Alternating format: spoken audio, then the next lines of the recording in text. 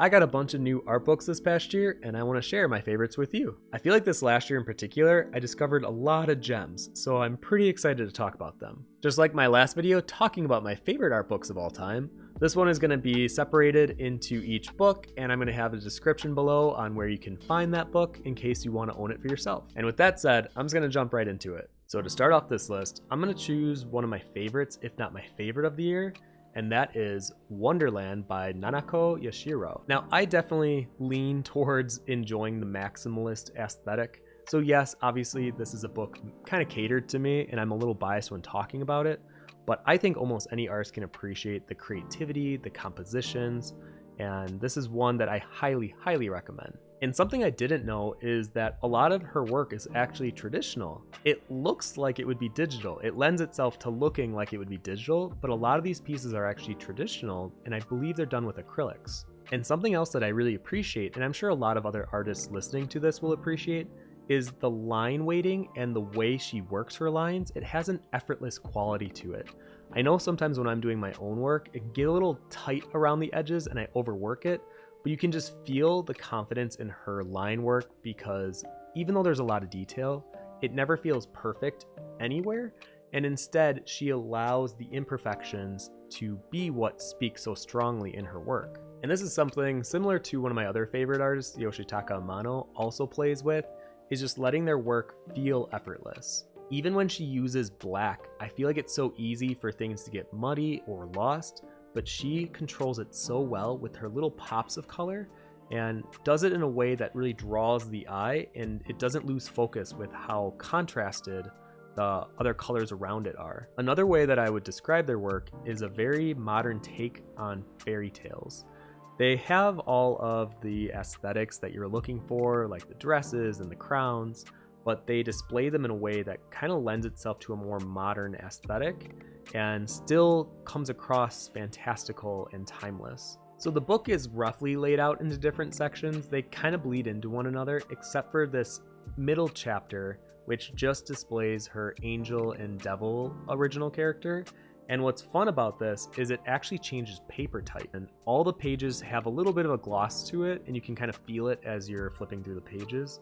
But then when you get to the middle section, it's this very matte paper texture that almost has like a recycled paper quality to it, and it's a nice change of pace. So if you couldn't already tell, I'm a big fan of not only her work, but of this book. Oh, they also had a tarot deck. Let me go grab that really quick. I almost forgot. They also released this tarot deck, and let me show you some of the cards within. So if I got excited about her book, you can only imagine my excitement when I saw that they had a tarot deck. Now, it's not a full complete tarot deck, it's just the major arcana, but still, it is breathtaking how good these cards are. Similar to art books, I feel like I've started creating a collection of tarot decks just because I'm working on my own, so it kind of naturally lends itself to looking at references, and what better reference than an actual tarot deck. So I have a few of them now, and this one is my favorite that I've gotten so far. If you look at each card, it's similar to the book where yes, it's bold, it's colorful, but she plays with her composition so well where it never feels lost or too much. There's like a mix of confidence and playfulness, and I think that mixture is something that a lot of artists try to achieve in their work, and that's something that is very appealing to me looking through her art and this tarot deck. So not only do I recommend this book, but I'm getting this one of my all-time favorite stamp of approval, and this one will definitely be one I look through and reference often. Next up, we have Half Moon by Tono. Now this book I found, I believe I was at MomoCon this year, and this one really stood out to me from the cover alone. It just has a playful fantasy aspect to it that I obviously am a fan of and I enjoy, so I picked it up and I was very much pleased with the pages within. If I had to describe the book in a feeling, it would be like a comforting familiarity. There's like a nostalgic factor here. Even if you've never seen their work before, it almost feels like if you're playing an RPG, it's the home base. It's the first town that you start in. That's how I would describe their work. They like to play with muted colors, but I noticed as I was flipping through that they like to play with these pops of saturation, either like a terracotta orange or a sunflower yellow, and it works really well in the whole composition. They have very strong shape design, and similar to Nanako, I feel like their lines are intentionally loose because of the confidence of laying down the strokes or the colors that they're playing with. It's a reminder that simple can be very effective if done right. I also noticed they have this worn texture that is used in a lot of the pieces, and that once again lends itself to having this feeling of warmth, like a hometown, and it's just a very comforting book to look through. This book is also really great with the layout that they chose for her work, because a lot of her work doesn't fit the page formatting, so instead they added a white border to a lot of them, and I feel like that actually does a good job at showcasing each of the pieces, kind of like a gallery. And then every so often, the illustration will be a full bleed, and it really adds an element of surprise, but I think it also adds to a bit of impact as well. So if you enjoy a simple fantasy that has strong shape design, loose edges, and powerful pops of color amongst muted tones, then I think this would be a great book to add to your collection. So next up, I'm kind of cheating because I have 2 books by the same artist, but I'm going to show both of them at the same time. So the first one is called Michi, and the second one is called I'm Me. Now, why am I choosing both of them? Because I think they stand out for different reasons. The first one is a collection of their work, and this one is just really lovely as an art book.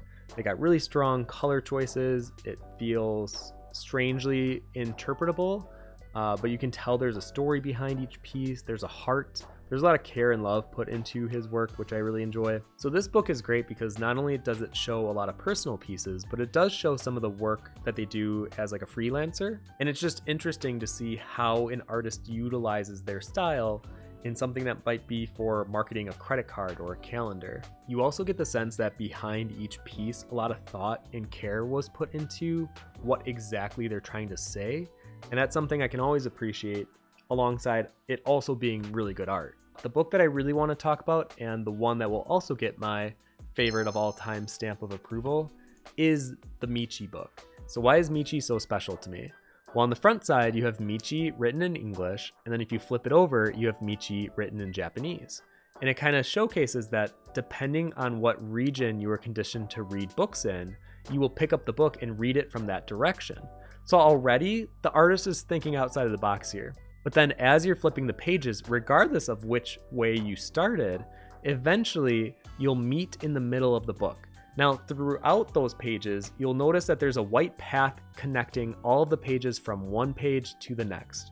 And this either little boy or this little girl is constantly walking down them with their pet companion. And then eventually, when you get to the middle of the book, these 2 characters meet. And it's like a meeting of worlds, because if you started with the Japanese side, you started with the girl and you're now meeting the boy. And then vice versa if you started in the front. So I feel like there's this message of connecting worlds that was given to us by the construction and layout of the book itself. So it's almost like the book became an art piece. And that's something that is just so fascinating to me. I love that idea of playing more with what a book can be able to offer. It's simple, yet it's so effective. And that's why immediately this book really captured my attention, and I just fell in love. The next 2 are kind of funny because I didn't even realize they were the same artist because I bought them at different times throughout the year. So I'm going to go through each book because I believe each one has value on their own. The first one is Tokyo Storefronts from, and I'm pretty sure I'm going to butcher this, but Mateusz Urbanovic. I had to look it up before we started. I hope that was close. Mateusz. Urbanovic. But they have 2 art books, and this was their first one that I want to talk about. This one has such a simple premise, and it just displays so much love of drawing and art and capturing a moment in time, because what they did is they went around different parts of Tokyo and they would find buildings that they would find interesting, and they would take pictures of them and go back to their studio and then capture them in watercolor. So that may not sound interesting at first, but then you start to realize a lot of the beauty that he's capturing are on these simple storefronts. Whether it's the weathering on the tiles, the moss growing over the shingles. He took the time to explore each of these buildings, and it sounds like he even talked to a lot of the owners of these buildings to get more history upon them, because in the very back, they even have a section of when the building was built, and it's just this really wonderful reflection of not only this time period, but these buildings that may not last forever. So he also drew all these buildings in a very orthographic view, so basically flat front on. And I appreciate it because they almost become like collectible trading cards almost, where you can see the elements within each building that correspond to the other buildings, and you can almost imagine them stacked up next to each other, which is just a fun little element that you can visualize. When most people get art books, they typically don't want to read inside of them, but this is one of those that I actually think the writings really complement and add to the art, because it's talking about the buildings that he's drawing. So I would say read the little blurbs alongside the art, because it just adds so much more to each of the buildings that you're looking at. It almost feels like you've been there in the past. And I think the emphasis throughout this book is finding the beautiful in the mundane. And there is even a couple pages where he talks about the lighting. I remember there's one where there's a tarp that was red and white, and it was transparent enough that sunlight could pull through and it would light up the storefront from underneath in this kind of pinkish glow. And he found that beautiful. And it's just another reminder of looking at something that could be considered ordinary and making it extraordinary. This book serves as a nice reminder for other artists that you don't need this crazy big idea.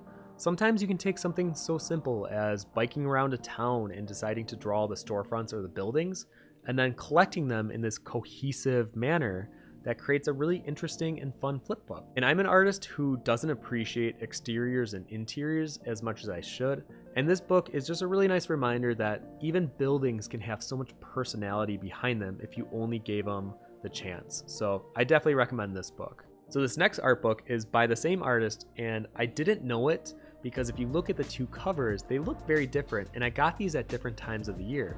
So it wasn't until I was doing my review for this video that I was collecting all my books and I was looking through each of them to make sure I'd have notes on each book, that I started to realize, wait a minute, this feels oddly similar to the last environment book that I was looking at. And then I looked at the artist name and I was like, oh, it's because it's the same artist. But anyways, this is his Uncollected Works from 2010 to 2021. Now this one's definitely different than the Storefronts book because this one takes the camera way back and kind of pulls it into more of a perspective view. It still has that sense of traveling through a city, but it definitely feels like you're capturing more of the broad landscape than just focusing on singular buildings. So similar to the last book, yes, he's still doing environments, but this one, you can tell he's playing more with the time of day and time, because some of the illustrations feel like early day, some of them feel like sunset, some of them are definitely the dead of night, and that contrast between those moods is definitely apparent, more so in this book than the previous one. A note that I made for myself is the way that this book is binded, it can lie completely flat no matter where you are in the book. And this is something that is really important for artists that do more landscapes or wider spread illustrations, because often when they're put in a book, a lot of the work or detail can get lost in that middle seam because of the way that the pages are bent. But in this one, you can tell the artist and the publisher was smart with how they printed it because they wanted to make sure that every spread is able to be seen in its entirety. I also just really like this artist's sense of humor and the way that they write these little blurbs alongside the art. It's never too much, it just feels like a nice little treat alongside the art. Like you're getting to see a little bit inside of his brain or a little slice of what he was thinking at that time, and it's very much appreciated. So if you're someone who enjoys exterior or environment books and captured in this slightly loose watercolor style, then these might be great for you. They are very similar to the Ghibli art books in the preliminary sketches done by Miyazaki.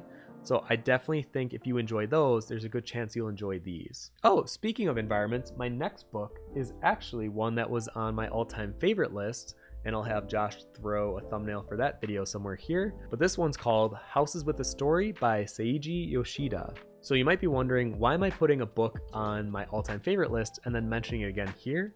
Well, the one on that list was actually the Japanese version, where this one's the English version. Now, something out the gate that I noticed was kind of strange is it feels like they were trying to appeal to a younger audience because it has somewhat of a children's book illustration vibe throughout, whether it's the font choices or some of the layouts. But either way, I still think this book is incredible, and whether or not you're getting the English or Japanese one, I would still give it my all-time favorite stamp of approval, but I actually think I prefer the Japanese one. Now, the only reason for that is because I love the mystery of each of the houses in the original, because with each page, essentially what this book is laying out is a story behind the people that live in these different buildings or homes, and they show an exterior shot and an interior shot. And then in the Japanese book, they just had the title of the house. And it kind of left the viewer with their imagination and let their creative crank start wheeling and turning and trying to figure out, okay, why do they live here? What do they do on a daily basis? And with this English translation, it kind of takes all of that out because it tells you exactly what these people do and why they do it.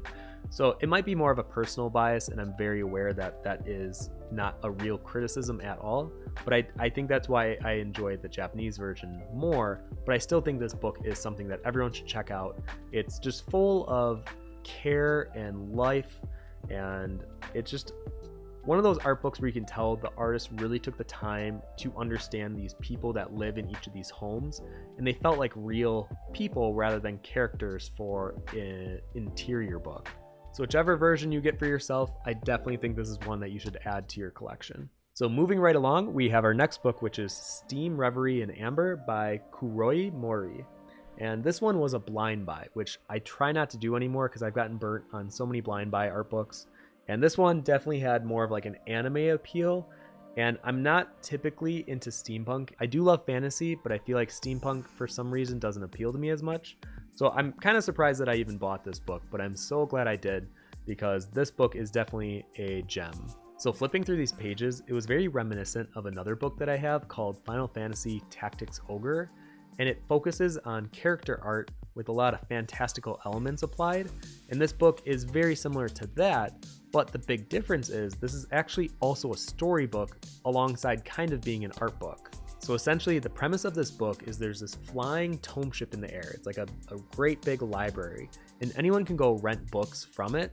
But in this book, whenever a new character is introduced and walks into the airship, it breaks into a short manga where the character talks about the book that they're looking for, and then as they find that book, this book turns into that book.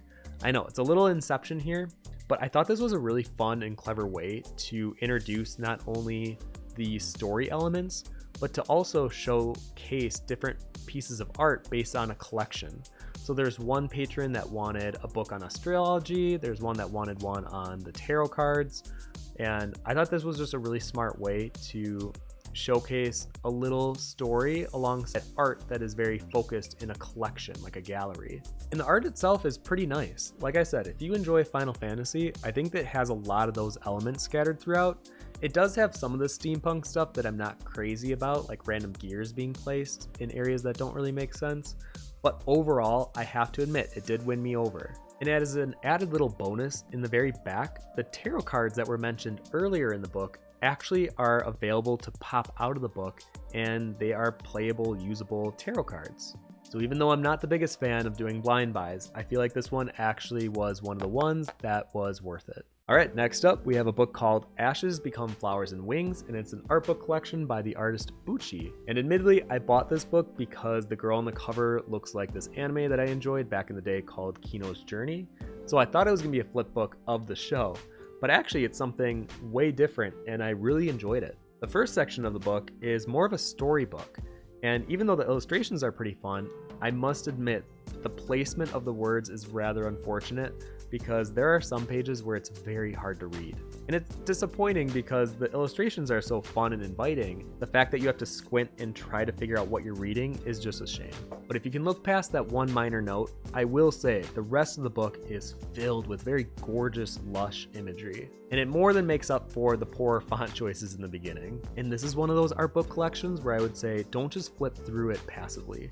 I think you should really engage with the illustrations and dive into them with an uncluttered mind. It's very easy to get inspired by a book like this because there's so much attention to detail that the artist is giving the viewer if they only take the time to look for it. And this is another one of those books that has very bold, saturated colors, but done in such an excellent way. And this artist definitely has a flair for pattern design and overarching themes, because a few of the illustrations definitely had like a set idea in mind, and then they took it and ran with it in a very playful manner. but they really paid attention to the different details, even though there is a lot going on in quite a few of them. But it never feels tacked on, it feels purposeful to add to the overall theme. So I would say it's very thoughtful and it's very cozy. This is one of those books where you can imagine stepping into a few of these illustrations and just really enjoying your time being there. So this was one of those very random finds that was a delightful surprise. And if this is something that you seem to enjoy as well, it's a nice little addition to any collection. My next book is actually two of them, and that's because they're essentially the same thing, just split into two different volumes. And these are the toilet-bound Hanako-kun books, illustrated by Alidaro. Doing so many anime shows last year, I saw this book constantly, and eventually I just had to pick it up. Because if I had to describe these books, it's bold, color, and fun. As you're flipping through these books, you'll notice that every page is very saturated and very bold. And when it comes to color work, I'm usually not the biggest fan of this, but once again, kind of like a bunch of other books on this list, they know how to use saturation right, and when an artist uses saturation well, I feel like it is so strong and it comes across bold in the best way. This artist is also very smart with their use of hue contrast. They will have a very present tone of a singular color, but then have pops of a complementary color, and it just balances so well. A lot of these illustrations feel like the artist could choose from 6 different colors in a palette that they pre-chose, and they just understand where to place it and how to balance all of these colors in such a harmonious way. And this book is just a lot of fun to look through. I know Josh really enjoys reading the manga, and I will say the anime series captures this style pretty well. And if you're interested in the series, it's just really fun to see these characters that you know so well dressing up in a bunch of different costumes and being placed in a bunch of different scenarios. And if these art books, which are very anime, very colorful, very bold, speak to you, then these are definitely ones I would check out. These next 2 books are actually from 2 of my friends, and yes, you might be thinking, well, you're biased because you know them. But in these cases, I would have bought these regardless of if I knew them or not. So the first book is Blood Moon Tarot by Sam Gay. Now that I've been making my own tarot deck, I've been looking for other reference books or books specifically on the tarot illustrations, and I must say, this is one of the best ones I've ever found so far. It really is an excellent showcase of all the cards that they created. So even though I obviously enjoyed the card illustrations, I really enjoyed the back section, which was a collection of all the in progress, the color choices, the thoughts behind the work, the sketches along the way.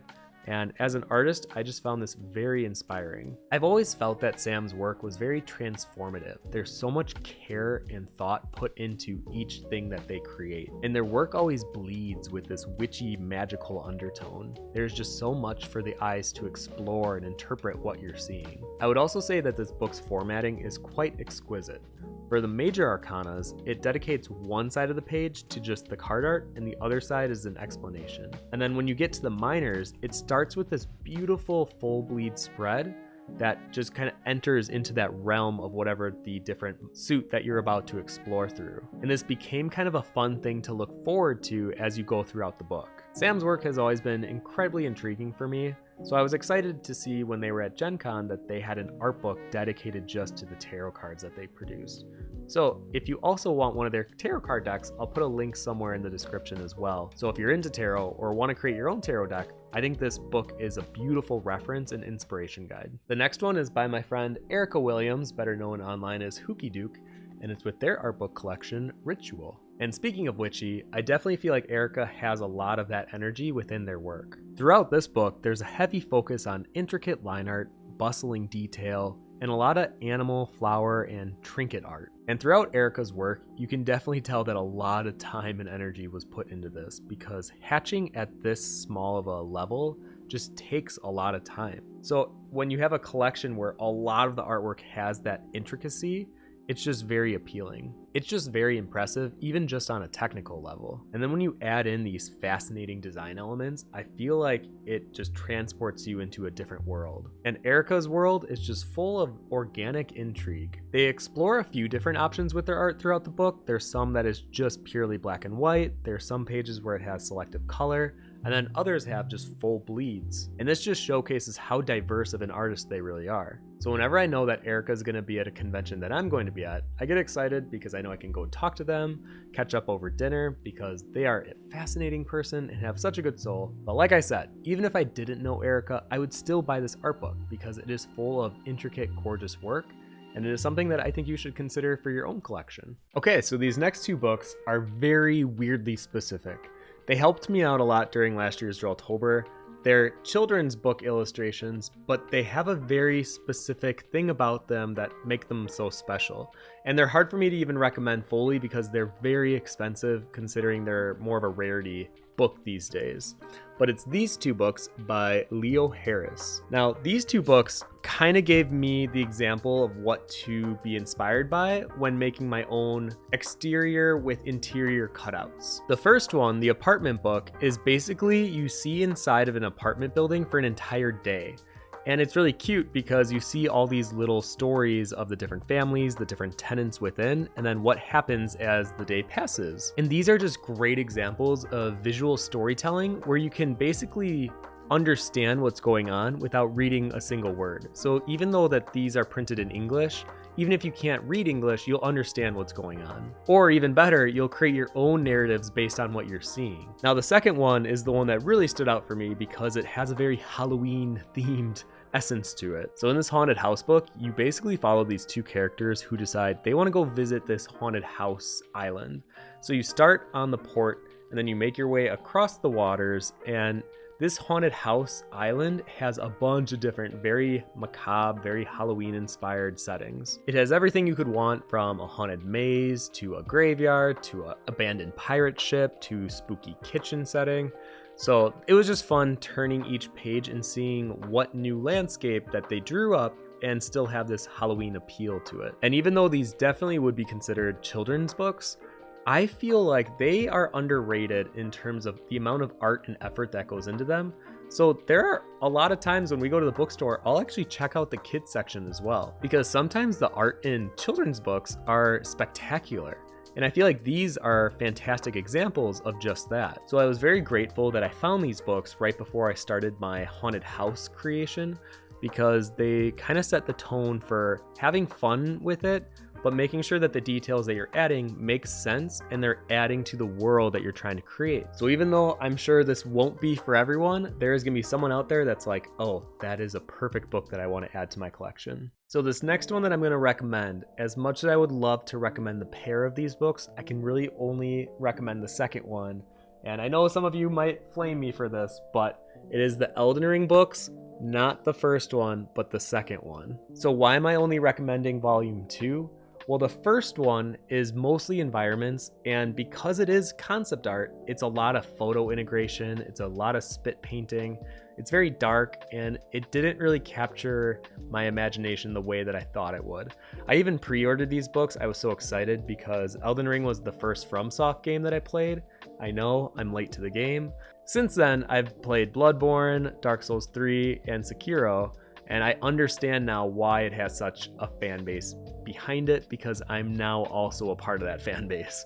But when it comes to these books, the second one is, I think, where it really shines. And that's because this book focuses on characters, creatures, items, and weapons. And like many of the books on this list, I love isolated art when it comes to inspiration and referencing, and this book has a lot of that. If you ever wanted a fantasy reference for a sword or a hammer or a mace or a lance, this book has got you covered. This book is just filled with creativity, and it really emphasized a lot of the detail that were on the weapons that you may not have been able to see when you were playing the game. And it really just goes to show how much care goes into the craft of the games, because even within the weapons, there is so much thought put behind how they work, why they look the way they do, the intricacies in them, the carvings, and why they're carved that way. So this was just a real treat to flip through when I finally got them in the mail. So since I've become a fan of FromSoft games, I feel like I'm more on the lookout for the other art books. I already had the Dark Souls one, even though I never played the game. I didn't even, at the time, know that they were associated with a video game, which I know, silly me at the time, but I really enjoyed that book. So now I'm definitely on the hunt for a couple others, specifically Bloodborne, which I know is more of a rare find. I'm going to be on the lookout whenever I go to conventions, and that will be like a treasure if I eventually find it. So overall, if you enjoyed playing Elden Ring, you'll most likely enjoy these art books. Now, I specifically more so leaned into the second volume, but I don't want to dissuade anyone from at least checking out the first one. It just wasn't for me as much, where the second one was just great for referencing and for inspiration. And even if you have never heard of the game or have no intention of playing the game, if you are into dark fantasy, I would still recommend this book because it really is filled to the brim with very interesting dark fantasy concepts. So yeah, love the game and love the book. Okay, so I'm not even sure if I can quite consider these books, but the next books that I have on my list are essentially all the same, but they're different in their own way, and that's because they are sticker books. Now, I know what you're thinking. That sounds crazy and childish, and why would you even be including stuff like that on this list? But I'm telling you, these are fantastic for reference, and I just discovered them last November, and I feel like now I've become a weird collector of these adult sticker books. So as I've been going through the list of books here, you may have noticed I really am a big fan of isolated artwork, and that's because it's perfect for referencing. And these books are basically Pinterest boards with like solid color backgrounds, so every subject matter that is captured within is just isolated on its own. And there's usually a cohesion amongst the different pages. So even within this book that's all like Imaginarium fantastical things, in each page it'll still have a theme to it. Whether it's snow or flowers or animals, whatever it is, there's still a cohesiveness to each page, yet everyone feels different. And I'm not even sure I'll ever take the stickers out of the book necessarily, but this is a great one to even do like a random drawing to. So if you're having an art block, I might just pick one of these books off the shelf, turn to a random page, and try to be inspired by whatever theme is on that page. And these books don't have like just one book that I would recommend. I would say whatever you're interested in, if you find sticker books at your bookstore, just pick whichever one speaks to you. For me, I really like the fantasy ones, I like the witchy ones, I liked the underwater ones, and those are the ones that I'm going to keep an eye out for. So as an example of when I'll be using these books is this aquatic one. Right now I'm working on this 5-foot underwater mermaid utopia piece, and literally whenever I need inspiration or if I need direct reference, I could just open this book and there will be something that I could either be inspired by or literally use as a direct reference to include. Especially when it comes to the fish, the coral life, the underwater plants, whatever it is, it would be really easy to take this as a reference and just include it into the drawing. So even at the bookstore that's near us, there was at least 30 or 40 of these type of sticker books. So I'm sure there's plenty that you can find near you or online. So I feel like I'm just scratching the surface of what these books could possibly be. So this next book, I actually had 2 artists reach out to me and ask if I could review their how to draw style book. And I said, yeah, of course, send it over, let me check it out. And when it finally arrived, I have to say I was pleasantly surprised. You can tell that they put a lot of care and thought into creating a book to showcase how to draw to someone that might not be familiar with art at all. And this book is called The Artist's Drawing Book. So if you're ever looking for a gift to give to a kid or a younger artist to get more familiar and practice their hand at getting better at art, this book is perfect. They really do cover such a wide array of how to make art. And this book you can even draw in, so they have exercises for you to do as you're going through it. And it's not just one of those tutorial books where here's the end results, start with a circle, and it's just step by step into that. They talk about the thought process behind how to see as an artist, and this was something I was definitely hoping that they would include, because I feel like that's so much more important than the step-by-step technical stuff. I feel like learning to see with a creative eye is so much more useful, and the way they break it down in this book, I just feel like they did a really good job. So in this book, they go through things like sketching with pencils, sketching with ink, working with color, how to create perspective, how to create compositions, drawing from life, color theory, mixing mediums, and they take it all the way into, okay, now that you're actually making art, how do you share that? and possibly how can we make a business from this? So I want to give a shout out to Katie and Tyler because they clearly put a lot of thought into how to approach art in a way that someone who has no knowledge whatsoever on art and how that can they become familiar with it quickly. So very well done. And this is something that, like I said, you could recommend to any younger artist and they will definitely be able to learn from it. So these next 4 art books I got while I was in California for a convention called Lightbox, which is an amazing show that you should look into if you don't already know what that is. And I have to give a shout out to Sanglam Art and Inkwell Illustrations for letting me stay with them, and they took me to Kinokuniya, which is one of my favorite bookstores. And I got this book, which is called Mon, Illustration Making and Visual Book. And this book is incredible. It is just full of beautifully twisted, mad imagery that is just hodgepodge all into one, and I absolutely love it. This is one of those books where I was so intrigued by the cover, I was hoping the inside would reflect it, and after a few pages I realized the entire book was just gonna be a treasure trove of illustrations. And you can see on these pages how this artist really leans into that maximalist aesthetic that I'm really fond of, and it just keeps getting better the more you go through it. So I was really amazed looking through the book because I normally am not the biggest fan of when an artist uses the entire spectrum of a rainbow into their pieces, but this artist does a really good job at managing that chaos and pulling it into a composition that actually works with the amount of color it has. But I think it's because they were really smart with how they used their saturations within the pieces. So even though, yes, there's a lot of colors going on, there's usually a few colors that are super saturated to pull your attention and the focus to that area. And when they do work in more muted tones, they really still play with a lot of detail and the compositions still feel full and kind of chaotic in their own way. But a book like this is so exciting to look through for that reason, because every page you can look forward to a lot of craft and love.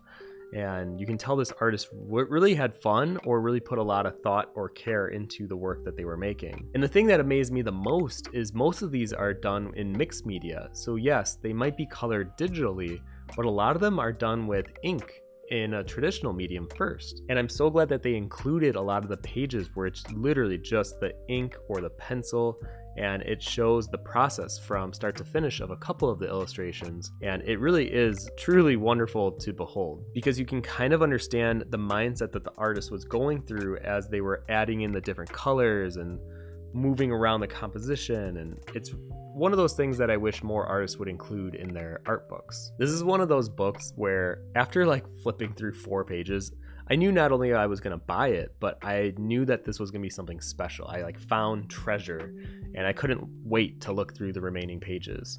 So I love this twisted, beautiful collection, and this one is getting one of my favorite of all time stamps, and I think this is a great addition to anyone's collection. All right, next up, we have Monster and Human Imaginary Creatures by Satoshi Matsuura. Now, this was one of the books that was already at Dustin and Sang's place. I believe it was on Sang's bookshelf.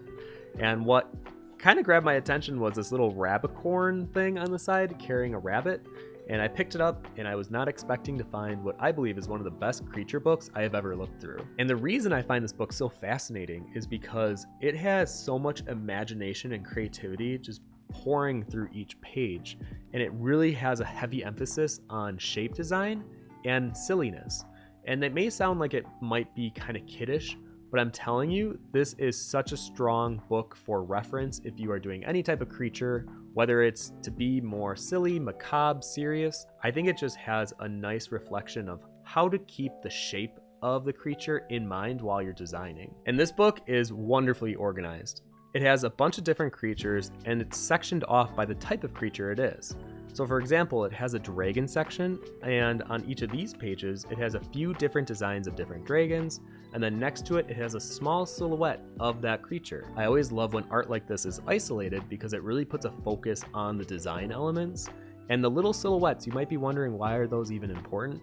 Well, if you have a nice, clean, readable silhouette, it really helps with the overall impact of the creature that you're designing. So I appreciate that the artist took the time to look at every creature they had and then made a small silhouetted version of it just to show the viewer of what that impact looks like. This is one of those books that I would categorize as just fun you can tell the artist was having a good time making these and probably was laughing at a few of the designs while they were working on them. And in turn, looking at it, you can feel the enjoyment of that process. This artist also plays with proportions in a way that it definitely is exaggerated, but it still works, because even though sometimes the heads will be like super big or the neck super skinny, it still feels like it's balanced in the world that they're creating for these creatures to live in. And if you really enjoy working in different RPG elements, I feel like this book covers a wide array of different classes and character types, and I feel like you can't not be inspired looking through this book. And this book showcases that you don't necessarily need all the rendering and all the texture to be placed in your art. Sometimes all you really have to do is break it down and focus on having really strong shape design, and that alone can really make your character or creature shine. There are times I find myself just smiling as I'm looking through this book because of how either clever or how just silly the designs are, but done in such a great way. And if art like this can make someone smile, I feel like it's doing the job it's set out to do. So anytime I'm doing monster or creature design, I feel like this is just a great one to reference overall. So when we finally got to Lightbox, I definitely made my way to all the different bookstores, and there was one little book that captured my attention right away, and that is Minion II by João Ruas, better known as Feral Kid online. This was actually an art book that I was able to look through before because my previous roommate had it, and I've always been on the hunt for it. So if I ever saw it, I knew I wanted to buy it, and this was my chance. And I know a lot of people are gonna love the size of this book because it emulates a Moleskine journal. I personally am not a fan. I wish this was at least twice as big. I feel like with how great the art is, I definitely want to see it up close and personal. So this is more of a personal bias, but I am not a fan of this size book. But besides that, I really do like this art book. It's very exploratory, it's dark, it has kind of a fantasy edge to it. The way I like to describe it as a strongly worded whisper, because it's very impactful, but it's very subtle. And to capture both of those elements at the same time is very difficult to do, and I feel like I don't see a lot of artists doing that. Hi Casper, you wanna say hi? You wanna say hi? You wanna look at art books with me? As you're flipping through the pages, it just oozes with this sense of mystery. It's like you're intrigued to see what is the meaning behind this, or what is this supposed to mean? And I feel like that is just something I really enjoy while looking at an art book, and this one has a lot of that. And throughout the book, there's a lot of mixed media. So you'll see pencils, you'll see inks, you'll see paints, you'll see washi tape, and it's just kind of a fun glimpse into the artist's actual sketchbook. He is one of those artists that I've been following for years. I have a lot of respect for him. I always get excited when I see a new piece of his pop up on my Instagram feed. So I'm excited that I finally get to own this art book that has been teasing me for a few years now. So if any of that sounded interesting to you, I feel like this is a nice little addition to any dark fantasy / mystery horror type art book collection. This is a kid here. Can I record the next one without you, or do you want me to hold you for one more? All right, one more? All right, we'll do one more. Speaking of small art books, this was another one I found at Lightbox, and once again, I'm not crazy about the size, but I love the art within. And this one is called Drizzle, and it's a collection by the artist Moon. This was another artist that I've been following for years on Instagram, and I didn't even know they had a little art book collection. So seeing this on the table, I immediately recognized the art, and I picked it up and I was like, okay, well, I have to buy this because I already know what's gonna be inside, and I know I'm gonna like it. Oh, time to go down? Oh yeah, let's go down. Bye, Gabbar. And even though I'm not the biggest fan of the size, I do respect the fact that this probably does represent the actual size of the sketchbook that he was working through, and you can feel it as you're turning the pages. And what a cohesive collection this is. And what's even more fun is to know that these are actually all done by gel pens. I don't even think I have another art book that is basically all gel pen illustrations. His color choices are very bold, and I feel like the strength of working with gel pens really comes out when you see the colors overlapping one another. He builds up his values in a really cool technique that I don't see too often. I always found his style to be quirky, but in a really good way, and thematic in a strange world of his own. I feel like you're walking through and entering this dreamlike state that he has presented through his collection. You don't know quite where you are, but it feels like there's a lot of culture and it's rich with history, and it's one that is brand new. And the impression I get with this collection is that the artist was having fun with each page, and every page was different from the last, but there was still a cohesive thread that tied them all together. There's so much boldness and color and design elements in this book that are inspiring, and it all fits in a compact little size. So if this sounds interesting to you, it will also not take up a lot of space on your bookshelf. So I know for a lot of artists or people that just appreciate art in general, I feel like the Studio Ghibli books are kind of a staple to have. And there was one that I found last year that I didn't already own, and that is the Nausicaä Watercolor Impressions by Hayao Miyazaki. Now, I've personally always considered Nausicaä to be an underrated film. I feel like most of Miyazaki's films are just so incredible that this one kind of gets left behind. So it was nice having a book of just Nausicaä, and it taught me a lot. Like, I wasn't aware that Nausicaä was his first manga that got translated into a film. And throughout this book, you see a lot of the watercolor covers done for those books. And I've always been a fan of how he uses his watercolors. It's very light and airy, and I feel like it sets the mood for whatever picture that you're looking at. And it never feels overworked. It feels like he added just the right amount of imagination for the viewer to fill in the blanks alongside what he has thrown together in his compositions. Now, I kind of had an idea of what to expect from this type of a book because I own most of the Ghibli books, but I wasn't expecting how funny this is. Because in this book, alongside most of the illustrations, you have his own little personal notes and comments. And boy, oh boy, I was cracking up reading some of these. I always knew that he was considered to be this grumpy old man, but the way he talks about his art, it's like, sometimes, this was really bad, or this is the worst thing I've ever drawn, or I didn't really have time to do this, so I just kind of whipped this out. The honesty is just weirdly comforting in a way, because sometimes as an artist, when we do our work, we're not always fully engaged with it, or we don't sometimes even fully love what we created. But for him to just flat out be this honest was just kind of reaffirming in some ways, but it was just a joy to see this beautiful art and then him just kind of be like, it's fine. So besides that, this book is definitely filled with a lot of preliminary sketches. There's a lot of conceptual ideas thrown together, a lot of thumbnailing, and that's very interesting to see, especially if you've seen the film. To see where it was and where it ended up is just kind of cool to see the journey. So if you're already a fan of the Ghibli movies and maybe own a couple of the art books already, this is definitely an easy one to add to your collection. So the last 5 books on my list were actually ones that were recommended by you guys on my last YouTube video. And I do take the time to read the comments, and these were the books that sounded the most interesting and appealing to me, and they really stood out. So I'm gonna go through those. The one that immediately captured my attention was a very, very bizarre and weird one, and this one is called Art Forms in Nature. I absolutely love this book. This is the type of book that I feel can just be inspiring for how weird and how different and alien it is. And when you flip through the pages, you'll understand almost immediately what I mean. It almost looks like you took a bunch of these alien creatures, took some of their cells, and put them under a microscope, and within it, you have the pages within this book. This is like the strangest combination where every page feels like it could be a sci-fi alien book reference, but you also get the sense that it is rooted in reality, and it just has these very organic, bizarre forms.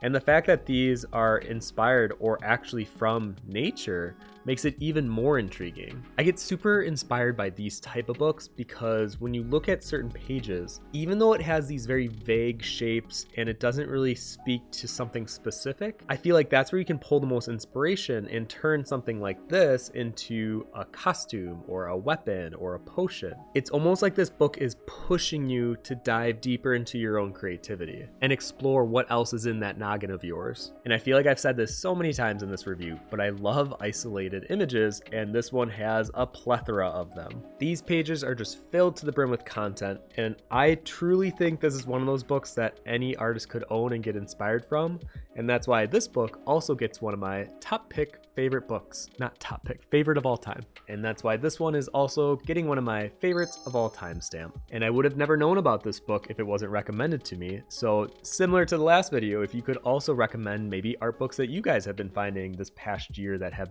been inspiring to you, I will definitely check them out. This next one is very specific, so it might not be for everyone, but I do think there's gonna be someone out there that's like, oh, that sounds really appealing to me.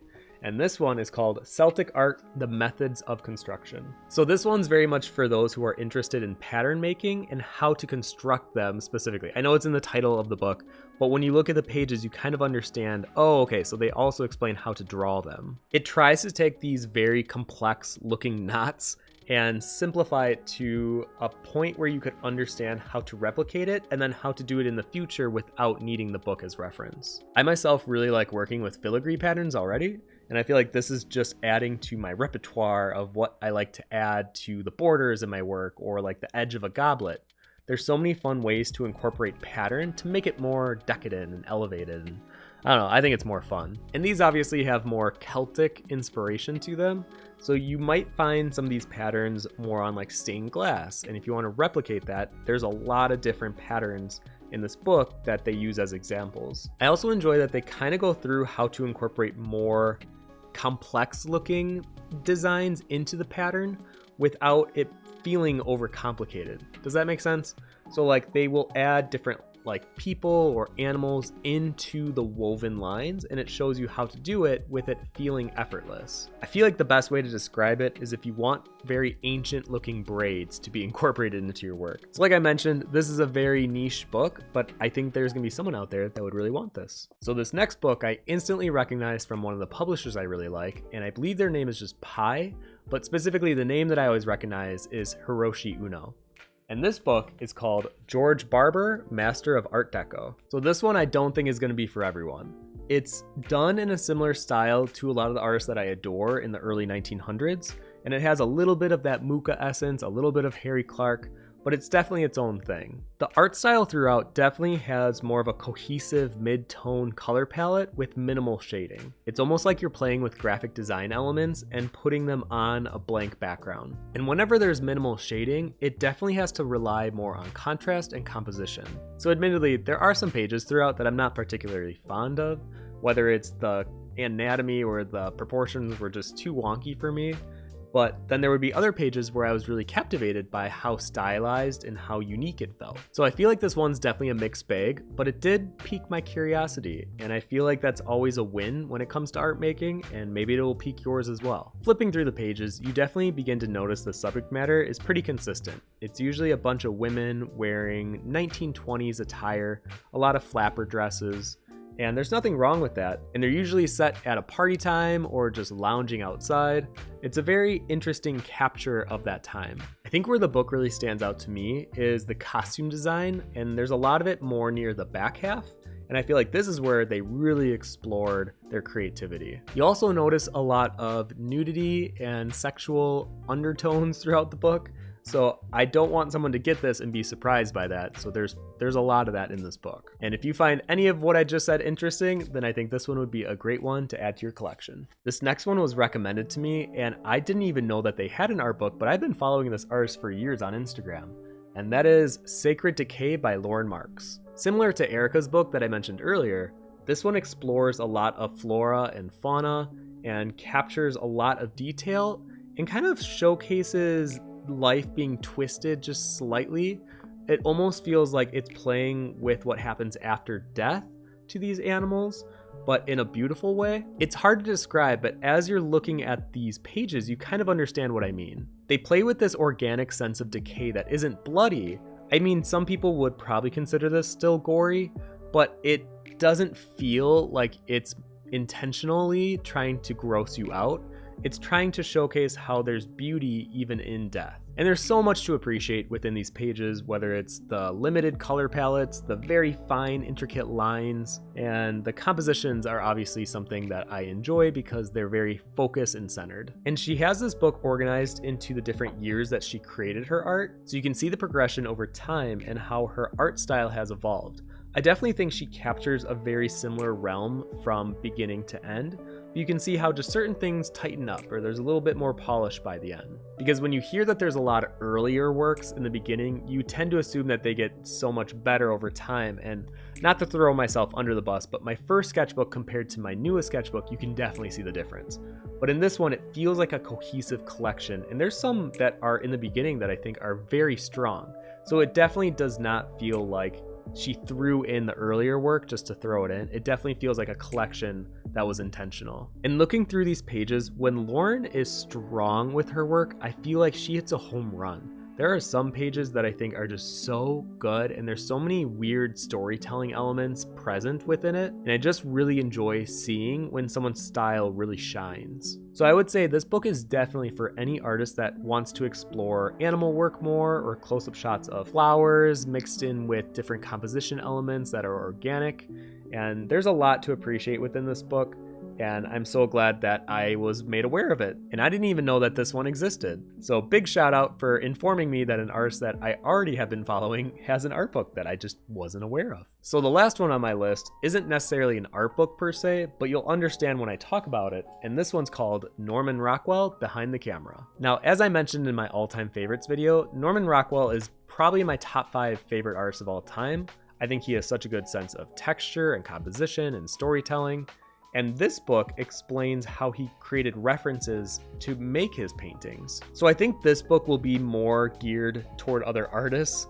I think a lot of us use references within our work, and this one showcases how he used them very strategically, and he would set up photo shoots to create the compositions that he was looking to paint. And I think what's so intriguing for me is you can tell how much time and effort was put into these photo shoots, because he didn't just have someone walk on set that day in their clothes and just take pictures. He literally would dress them up, pose them very intentionally, and then capture that within his paintings. This can be such an invaluable resource in teaching artists how to use reference and how to create your own reference in a way that will benefit whatever you're working on. And I'm not just talking about the figure's proportions or anatomy or costuming.